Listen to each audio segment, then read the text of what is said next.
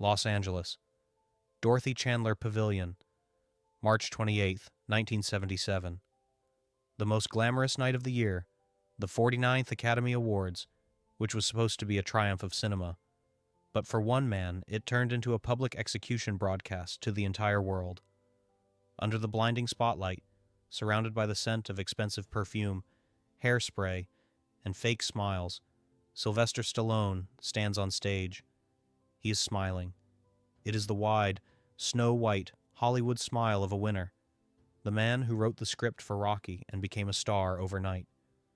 The hall roars with delight, applause crashing over him like an ocean wave. But if you stop looking at his teeth and look into his eyes, you won't see joy there. You will see pure, undiluted animal terror. In this second, the Italian stallion's lungs refuse to work.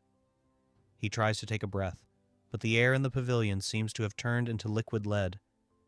His heart pounds against his ribs with such force that it feels as if the microphones are picking up the sound. Why? Because the man stepping out of the shadows of the wings right now hasn't read the script. Or, much worse, he has decided to rewrite it in blood, live on air. To understand the nature of this paralyzing fear, you need to look away from the actor's face and look at his hands. Look at this small, almost imperceptible detail that gives him away completely. Stallone's fingers are twitching. Every 5 seconds, his hand flies to his neck, convulsively adjusting his black silk bow tie. Remember this gesture. It's not just a nervous tic. Stallone isn't adjusting the bow tie because it's crooked. He's pulling it because it's strangling him. In his mind, this piece of expensive silks has turned into a noose. He feels it tightening, cutting off his oxygen, even though the knot is tied perfectly. This is a psychosomatic reaction of a body that understands. You have stepped into a predator's territory, and now there is nowhere to run. You are locked in a cage of light and attention, and the door has just slammed shut. The audience in the hall and millions at their television screens see a comedy. They see Muhammad Ali, the greatest, the king of the ring, slowly, with the grace of a panther, gliding onto the stage to present the award alongside Rocky. People laugh. They nudge each other. Look, the boxer from the movies and the boxer from real life. This is going to be fun. They think it's a rehearsed sketch, a sweet joke between two legends. But Stallone isn't laughing inside. His brain is feverishly replaying the events of 5 minutes ago, that brief moment in the green room, backstage, where there were no cameras, the moment when Ali approached him without a smile, without an entourage, and whispered something in his ear that made his blood run cold. We are used to thinking that actors can control their emotions, that they can play bravery in the face of danger. But there are things you cannot play. You cannot play calmness when an element capable of killing a man with a single movement is approaching you, and that element believes you stole its life. Ali walks toward the center of the stage. He doesn't look at the audience. He doesn't look for Jack Nicholson or Warren Beatty in the front row. His gaze, heavy and physically palpable like a laser sight, is fixed on Stallone's solar plexus. Did you think this would be a friendly meeting? You were wrong. Ali isn't smiling that kind smile they love to show in news clips. He is smiling the way a wolf smiles when cornering a sheep. He closes the distance. Every step he takes across the polished floor of the stage echoes in Stallone's ears like a funeral bell. Sly continues to fiddle with his bow tie, his face frozen in a grimace of politeness. But his body is screaming danger. He understands. A collision of two worlds is about to happen. The world of cinema, where punches don't cause pain, and the world of reality, where people die in the ring. And Ali is here to show the difference. He approaches intimately close, violating all boundaries of personal space, and at that moment Stallone realizes that his Rocky is just a costume that won't protect him from a real blow. To understand why Stallone's Hollywood smile now resembles the grimace of a man sitting in an electric chair, We need to travel back in time exactly 5 minutes. Into the so-called green room, the holy of holies of the ceremony, the place where stars wait for their entrance, sipping champagne and discussing box office receipts. Usually, it smells of expensive perfume and self-satisfaction. But when Muhammad Ali walked in, the smell changed. The room smelled of ozone, like before a thunderstorm. Ali was alone. No entourage, no cameras, none of the usual clowning. He moved with the frightening silence of a predator who has finally cornered its prey. Stallone, elated by the success of his film, jumped up to meet his idol, extending his hand for a handshake. He expected a blessing. He expected the real champion to praise the movie champion. But have you ever tried to shake hands with a hurricane? Ali ignored Stallone's outstretched palm. He didn't stop. He kept walking until he had violated all social norms, standing flush against the actor, pinning him between the sofa and the wall. In that moment, Sly realized the script for the evening had just been burned. Ali leaned into his ear, and his whisper was heavier than any punch Rocky Balboa ever took in the movies. "You stole my script, Sly," he said. "You took my life. You took my name. You created Apollo Creed in my image and likeness. You showed the whole world that I can be beaten. You made millions off my shadow." Stallone tried to laugh nervously, tried to say, "Hey, champ, it's just a movie, it's fiction." But Ali's eyes remained cold as Antarctic glaciers. "Tonight isn't a movie, Sly. Tonight we show them the truth. Are you ready to fight without retakes?" And here they are on stage. Millions of viewers see two legends standing side by side. They see Ali poking his finger into the actor's chest and shouting into the microphone, "I'm the real Apollo Creed. You stole my script." The hall explodes with laughter. People in tuxedos and evening gowns applaud the brilliant improv. They think it's brilliant acting. But look at Stallone's Adam's apple. It's twitching up and down like a fishing float during a bite. He knows Ali isn't acting. Ali is publicly indicting him for identity theft, and the sentence will be carried out right here, under the applause of the unsuspecting elite. Stallone feels like an imposter. He feels like a child who put on his dad's suit, and now Dad has come home very angry. Ask yourself honestly, what is it like to stand opposite a man whose hands are officially registered lethal weapons, knowing he considers you a thief? Could you keep your face? Could you continue the show?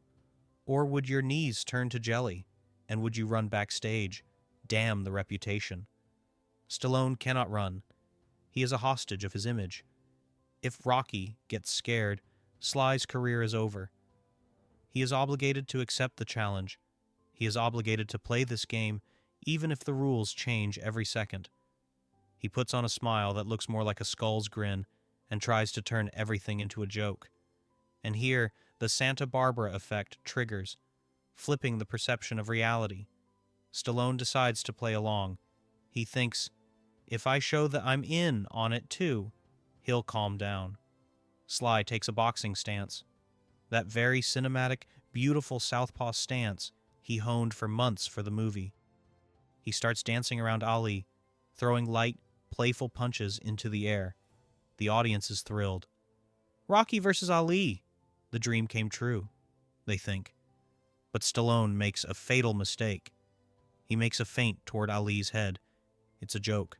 It's a friendly gesture. But Ali's body reacts not to the context, but to the movement. In that same second, the smile vanishes from the greatest's face. His body transforms. His shoulders drop and round. His chin tucks into his chest. His feet grow into the stage floor. This is no longer a showman's pose. This is a combat stance.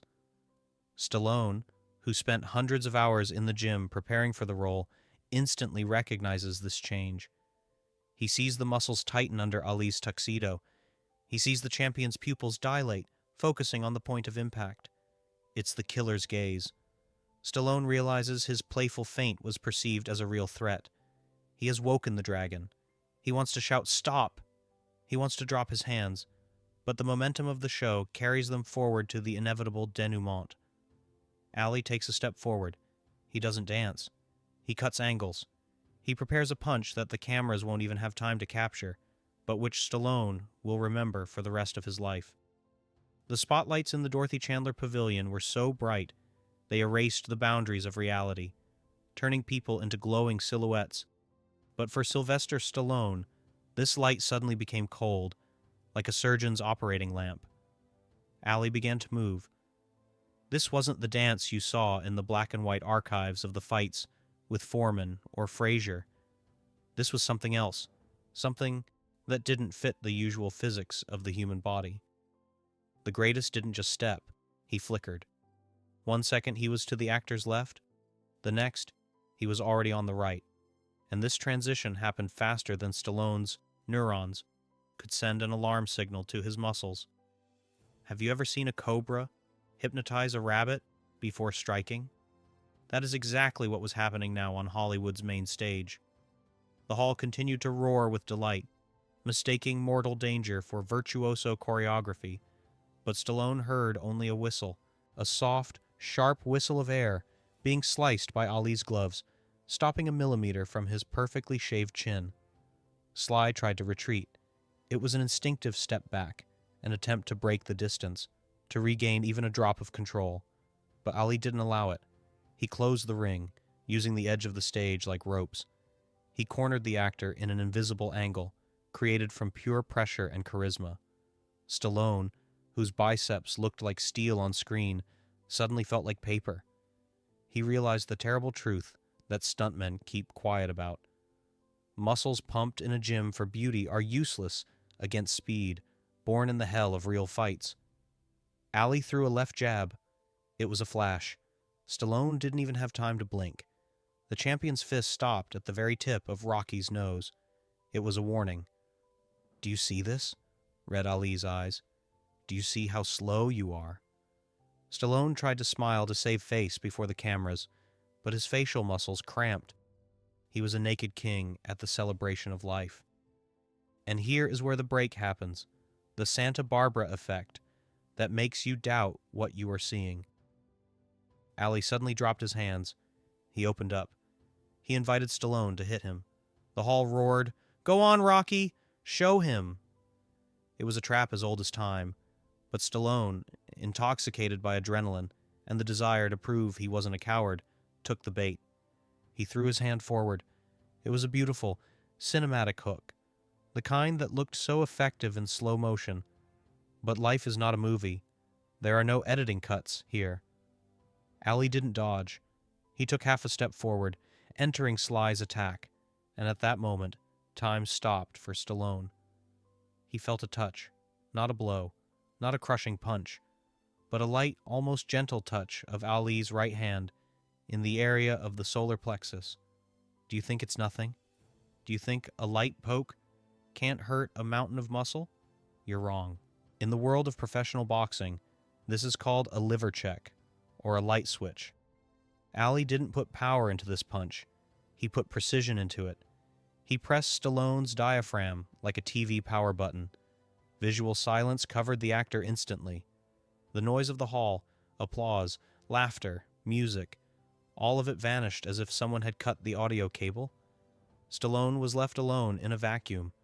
He tried to take a breath, but his lungs had turned to concrete. Air simply wouldn't go inside. The diaphragm was paralyzed by a spasm.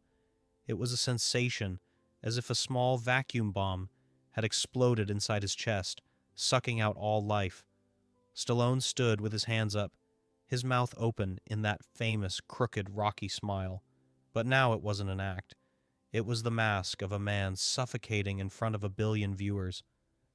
Ali, standing opposite, didn't even change his expression. He knew the anatomy of pain better than any doctor. He knew what was happening inside Sly. Panic, darkness in the eyes, ringing in the ears. The champion looked at the actor with clinical interest, waiting for him to break. Would he fall? Or would the willpower he played so convincingly in the movies help him stand in reality? Stallone staggered. His knees buckled. Darkness began to cloud his peripheral vision. narrowing the world to the size of Ali's glove. He realized that if he fell now, he would be a laughingstock for ages. He had to stand. He had to play the role to the end, even if his body was screaming of death. At that moment, Ali took a step back. He saw the lesson was learned. He saw that animal terror in Stallone's eyes that appears when a person realizes their mortality. Ali raised his hands again, but now in a conciliatory gesture, turning the beating back into a show. No, for Stallone, this gesture was like a pardon on the scaffold. He still couldn't breathe. He felt the sweat, cold and sticky, running down his back under his tuxedo. He convulsively grabbed his bow tie, pulling it away, trying to open any path for oxygen. People in the hall thought Sly was adjusting his suit after an active fight. They laughed. They applauded. They didn't know that this gesture was an attempt not to lose consciousness. Ali leaned toward him, and continuing to smile for the cameras, whispered a phrase that became the final chord of this invisible execution. A phrase that explained to Sly the difference between one who plays at pain and one who inflicts it. Ali leaned right into Stallone's ear, and the words he spoke weren't the rhyming poetry the world expected. It wasn't the famous trash talk for the press. It was an icy shower for a man burning in the hell of his own helplessness. In the movies, you have a second take, Sly. Here you only have a stretcher. This phrase hit harder than the physical poke, because it dismantled the last fragment of the Italian stallion's ego. Stallone stood there, turned into a statue in an expensive tuxedo, while his diaphragm fluttered like a dying bird. You might think the worst was over, that the physical pain was the peak of this nightmare, but the real psychological torture was just beginning. Because now Ali did the thing that finally baffled all the actor's instincts. He didn't step back to enjoy his triumph. He stepped forward. He wrapped his massive arms around Stallone in what looked to millions of viewers like a warm, brotherly embrace of two legends. The hall exploded in a standing ovation. "Look! They love each other!" The applause seemed to scream. People rose from their seats, touched by this scene of reconciliation. But inside that embrace, a completely different script was being written, a genre closer to horror than melodrama. Stallone felt the power of those arms. They weren't an embrace. They were a vice. Ali wasn't just hugging him. He was holding him, literally. Sly realized with chilling horror. If Ali let go of his arms, right now, the great Rocky Balboa would simply collapse onto the polished stage floor like a sack of potatoes. Stallone's legs were jelly. Oxygen deprivation caused black circles in his eyes that looked like camera lenses. He was hanging on the man who had just maimed him. The irony of the situation was suffocating. And speaking of suffocation, look at his hand. Again. That very dagger we noticed at the beginning is now twisting in the wound. Stallone's fingers, white from the strain, clawed at the knot of his bow tie. He was tearing at the silk, trying to loosen the noose that wasn't there. It felt to him as if an invisible hand was squeezing his throat, cutting off his access to life. To the viewers in the hall, it looked like charming modesty, the nervous tick of a star humbled by the attention of an idol. To any doctor in the hall, it looked like a classic symptom of hypoxic shock and a panic attack. Stallone tried to take a breath, but the air got stuck somewhere in his larynx. He was smiling, yes, but that smile was the grimace of a drowning man who sees a lifebuoy but cannot reach it. Ali held him for another second, another moment, stretching the torture, letting Sly feel every facet of his vulnerability. He controlled not only the actor's body, he controlled his breathing, his heartbeat, his reputation. And then, a sudden pressure drop. The Santa Barbara effect in action. When it seems the tension will reach a breaking point, the plot makes a sharp turn. Ali let him go. Abruptly. He stepped back and pointed a finger at Stallone, flashing his signature, dazzling $1,000,000 smile. It would seem one could exhale. The danger had passed. Not a chance. At the moment, Stallone finally drew in a ragged gulp of air that burned his lungs. he realized something even more terrifying. Ali wasn't pointing at him with respect. He was pointing at him the way a trainer points at a bear that has just successfully performed a trick and didn't bite anyone's head off. The hierarchy was established finally and irrevocably. The golden Oscar statuette, waiting for its owner, suddenly lost all value. The applause became white noise. In the ecosystem of violence, there was only one king, and he wore a tuxedo, not boxing trunks. Stallone tried to laugh. He forced his facial muscles to obey, stretching his lips into a wide but empty smile that didn't reach his eyes. But look closely at the footage. Look at his rib cage. It's heaving. He isn't laughing because the situation is funny. He is laughing because he has survivor's hysteria. He has just looked into the abyss where there are no retakes or stuntmen, and the abyss winked at him. Ali, noticing this fear, decided to finish him. He threw his fist up again. A fast, sharp movement. Stallone flinched. It was a microscopic, treacherous flinch, the reflex of a victim expecting a blow. The cameras caught it. Ali didn't hit. He just adjusted his hair. But that flinch said more than 1,000 interviews. In that second, the entire myth of Rocky, who can take a punch, crumbled to dust. Stallone stood there, humiliated by his own survival instinct, realizing he could deceive the audience. He could deceive the critics, but he could never deceive a body that knows the truth. The award ceremony continued. The orchestra began to play bravura music, drowning out the thumping of blood in Sylvester Stallone's temples. But for him, this evening was already over, turned into a blurred smudge of gold and fear. When they left the stage to thunderous ovations, Sly still kept that glued, unnatural smile on his face, which looked more like the grimace of a man having a stroke. But as soon as they stepped behind the heavy velvet curtain, where the magic of cinema ends and harsh reality begins, the mask slipped instantly. Do you think they shook hands and went to drink champagne? Do you think Ali patted him on the shoulder and said, "Great job, kid"? Naive. The second the shadow of the wings hid them, Stallone collapsed. Not onto the floor, no. His pride wouldn't allow that. But he literally slammed his back into the cold concrete wall of the fire exit, sliding down it like a rag doll, with its frame removed. His hands, shaking so violently it was visible even in the dim light, finally reached that very dagger that had tormented us from the first minute, the black silk bow tie.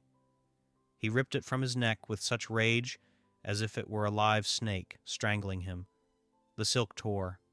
A button popped off and rolled across the floor with a dry, lonely sound. Stallone took his first real deep breath in the last 10 minutes, and that air, smelling of dust and old paint, seemed sweeter to him than any paycheck. He greedily swallowed oxygen, trying to restart the diaphragm that was still spasming after Ali's friendly poke. At that moment, producers, agents, makeup artists, the entourage ready to lick the star, ran up to him, but Stallone waved them off like annoying flies. He needed solitude. He needed to understand why, being at the top of the world, he felt as if he had just been run over by a steamroller. Ali stood a few meters away. He didn't leave. He watched the scene with the same calm, analytical expression he had when looking at the fallen foreman in Zaire. He saw Sly struggling with nausea, a physiological reaction to the blow to the solar plexus, and an extreme adrenaline dump. And here is where the final turn happens, making you rethink everything you've seen. We thought Ali wanted to humiliate the actor. We thought it was a demonstration of dominance. But Ali walked up to the gasping Stallone, leaned down, and offered him not water, not a towel, but his massive palm. "You stood your ground, Sly," he said quietly, and for the first time all evening, there was no irony in his voice. "Many fall even from my shadow. You didn't fall. Maybe you're not a boxer, but you have the heart of a fighter, and you can't play that." In that second, Stallone experienced that intellectual catharsis we live for. He looked at his hand clutching the golden Oscar statuette. A symbol of recognition, success, greatness in the world of illusions. And then he looked at Ali's hand, empty, covered in scars, but radiating real, tangible power. He understood the difference between the weight of gold and the weight of truth. The statuette was light. Ali's punch was heavy. Rocky was a beautiful fairy tale about how anyone can win if they try hard enough. Ali was living proof that victory is the pain you endure while everyone else is watching. Stallone took the champion's hand and rose. In that moment, he stopped being just an actor playing a role. He became a man who had passed an initiation. Years later, he would admit in interviews that that night changed his approach to filming forever. I realized I had no right to lie to the viewer about pain, because I found out what it tastes like. Ali walked down the corridor, dissolving into the darkness as a myth should, leaving Sly alone with his triumph, which now had the taste of blood in his mouth. This story is not just a celebrity anecdote. It is a mirror that is frightening to look into. We all love movies about heroes. We love to imagine ourselves in Rocky's place, running up the steps of Philadelphia to Bill Conti's music. But when life hits us in the solar plexus, for real, without retakes, without a script, we often break. Stallone stood his ground because he admitted his defeat before reality, and that made his victory real. Now I want you to stop and ask yourself a question that might destroy your childhood illusions, but will make you more mature. We are used to arguing who is stronger, Batman or Superman, Schwarzenegger or Stallone. No, let's be honest. Before you are two archetypes, Rocky Balboa, the ideal hero who always gets up because it's written in the script, and Muhammad Ali, a real man who fell, lost everything, but returned because he had the will. If they met in the ring, in peak form, to the death, would the fictional Italian stallion, with his iron head and infinite endurance, have even one chance against Ali's speed and intellect? Or does art always lose to life? Write one word in the comments, script, if you believe in Rocky's chance, or reality, if Ali would have destroyed him in a round. Think carefully. Your answer will show what world you live in, the world of sweet dreams or the world of hard facts. I'm waiting.